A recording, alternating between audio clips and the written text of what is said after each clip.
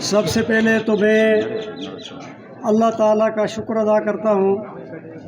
کہ اس نے تعلیم و تدریس کے ایک معزز پیشے میں مجھے اپنی ملازمت پوری کرنے کے لیے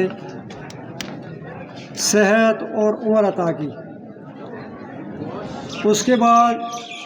میں اپنے معزز مہمانوں کو، باہر سے آئے ہوئے یا جو مقامی مہمان ہیں، ان سب کا شکریہ ادا کرتا ہوں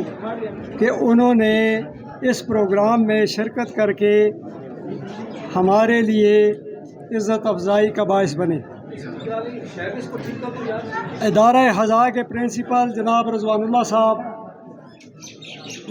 اس پروگرام کے روح رواں جناب عابد صاحب، جملہ سٹاف اسکول حضا، کلاس 4 ملازمین، سب کا شکریہ ادا کرتا ہوں کہ بہت اسکول کی میری بہت کم عرصے کی صرف 6 مہینے کی ملازمت، جس سے میں ان سب لوگوں سے اتنا بے تکلف بھی نہیں ہو سکا، لیکن انہوں نے میری ریٹائرمنٹ پر اتنا ایک شاندار پروگرام کا انعقاد کیا، جس کی مثال میرا خیال ہے کہ کم از کم ہمارے ضلع مانسہرہ نہیں بلکہ ہزارہ ڈویژن کی میں بھی نہیں ملے گی۔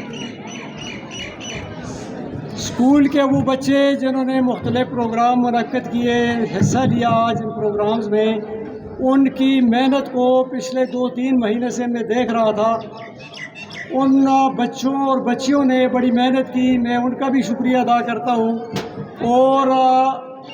اس ادارے کی ایک شاید ایک روایت، جو ایک آدھ شوکت صاحب ریٹائر ہوئے تھے میرے دور ملازمت میں،